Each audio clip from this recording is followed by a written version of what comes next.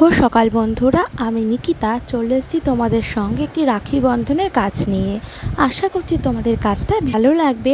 আমি সম্পূর্ণ পেন্সিল স্কেচের উপর আজকের কাজটা করেছি।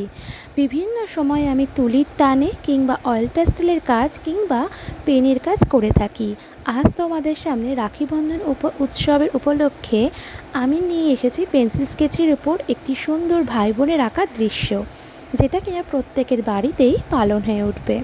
তো চলো আর বেশি কথা না বাড়িয়ে কাজটা শুরু করা যাক। আর পুরো স্টেপ বাই স্টেপ কাজটা তোমাদের সামনে তুলে ধরার চেষ্টা করেছি। ঠিক এইভাবে যদি তোমরা আঁকো তাহলে খুব সহজেই তোমরা আঁকাটা কমপ্লিট করতে পারবে। তার সঙ্গে শেডও আমি তুলে ধরার চেষ্টা করেছি। আর যারা যারা রাখি উৎসবের জন্য ছবি আঁকবে ভাবছো, আর দেরি না করে এই কাজটা চটজলদি খাতা আর পেন্সিল নিয়ে বসে পড়ো আর করে ফেলো। চলো কাজ করতে করতে একটা ছোট্ট গল্প তোমাদের সঙ্গে শেয়ার করি। রাখি বন্ধন কবে থেকে শুরু হলো? রাখি পূর্ণিমাকে ঘিরে রয়েছে নানান পৌরাণিক বিভিন্ন কাহিনী। রামায়ণ অনুযায়ী ভগবান রাম সমস্ত বানর সেনাদের ফুল দিয়ে রাখি বেঁধেছিলেন।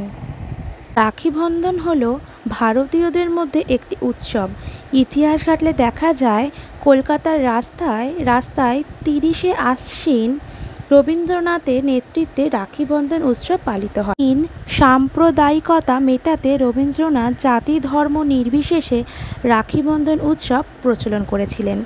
এখন অবশ্য জায়গায় জায়গায় বিভিন্ন ধরনের রাখি উৎসব কিন্তু পালন করা হয়, সেটা জাতি ধর্ম নির্বিশেষে। রাখি বন্ধন উৎসবে ভাই বোনেদের মধ্যকার স্বর্গীয় সম্পর্ক উদযাপন করা হয়।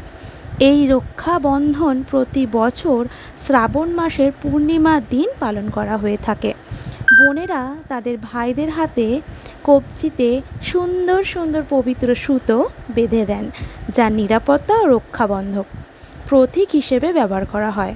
তারা তাদের ভাইদের মঙ্গল কামনা করে এবং ভাইয়েরা বোনদের রক্ষা করা প্রতিশ্রুতি প্রদান করে।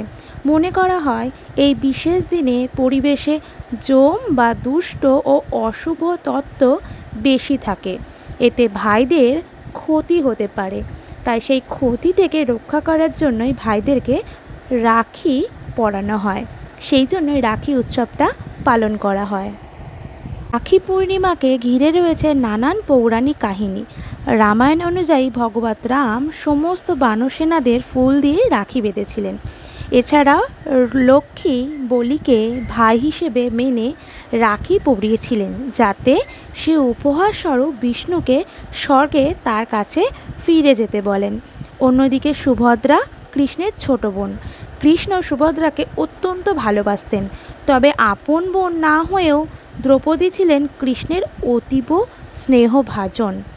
একদিন সুভদ্রা কিছুটা অভিমান ভরে প্রশ্ন করেন কৃষ্ণকে, এর কারণ কি? উত্তরে কৃষ্ণ জানান, যথাসময়ে এর কারণ তুমি ঠিক বুঝতে পারবে। এর কিছুদিন পর শ্রীকৃষ্ণের হাত কেটে রক্ত ঝরছিল। তা দেখে সুভদ্রা রক্ত বন্ধ করার জন্য কাপড় খুঁজছিলেন, কিন্তু কোথাও পাতলা সাধারণ কাপড় তিনি পাচ্ছিলেন না।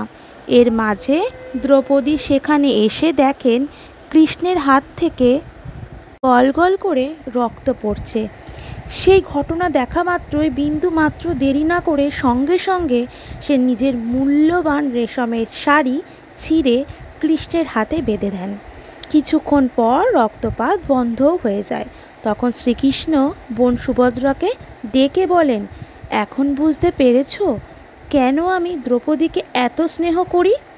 সুভদ্রা তখন বুঝতে পারলেন ভক্তি ও পবিত্র ভালোবাসা, শ্রদ্ধা কি জিনিস।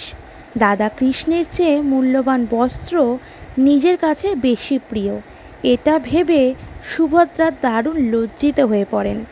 কোনো বোন তার ভাইয়ের কোনো রকম কষ্ট অমঙ্গল সহ্য করতে পারেন না। ভাইয়ের কষ্ট দূর করার জন্য সে সর্বোত্তম চেষ্টা করে। অন্যদিকে ভাই ও তার বোনকে পৃথিবীকে সর্বাধিক স্নেহ করে, সারা জীবন তাকে রক্ষা করে থাকে। যে রকম শ্রীকৃষ্ণ দ্রৌপদীকে রাজসভায় চরম কলঙ্ক থেকে রক্ষা করেছিলেন, তাই এই পবিত্র বন্ধনের দিনে সকল ভাই বোনের উচিত এই রকম ভক্তিভাব ও ভালোবাসা বজায় রাখা। কৃত্রিমতা যান্ত্রিকতার এই বর্তমান যুগে ভাই বোনের মাঝে ভালোবাসা শ্রদ্ধার এখন বড়ই অভাব। সনাতন ধর্মে বড় বোন বা দিদিকে মাতৃস্থানে এবং বড় ভাইকে পিতৃস্থানীয় স্থানে রাখা হয়। সম্মান ভালোবাসা দেওয়ার কথা বলা আছে। রাখি বন্ধনের দিন গণেশের বোন গণেশের হাতে একটি রাখি বেঁধে দেন। এতে গণেশের দুই ছেলে শুভ ও লাভের হিংসেই হয়। তাদের কোনো বোন ছিল না, তার বাবার কাছে একটা বোনের বায়না ধরে। গণেশ তখন দুই ছেলের সন্তোষ বিধানের জন্য দিব্য আগুন থেকে একটি কন্যার জন্ম দেন। এই দেবী হলেন গণেশের মেয়ে সন্তোষী মা। সন্তোষী মা শুভ ও লাভের হাতে রাখি বেঁধে দেন। অন্য একটি কাহিনী রয়েছে। দৈত্য রাজা বলি ছিলেন বিষ্ণুর ভক্ত। বিষ্ণু বৈকুণ্ঠ ছেড়ে বালির রাজ্য রক্ষা করতে চলে এসেছিলেন। বিষ্ণুর স্ত্রী স্বামী ও লক্ষ্মীকে ফিরে পাওয়ার জন্য এক সাধারণ মেয়ের ছদ্মবেশে বলিরাজের কাছে আসেন।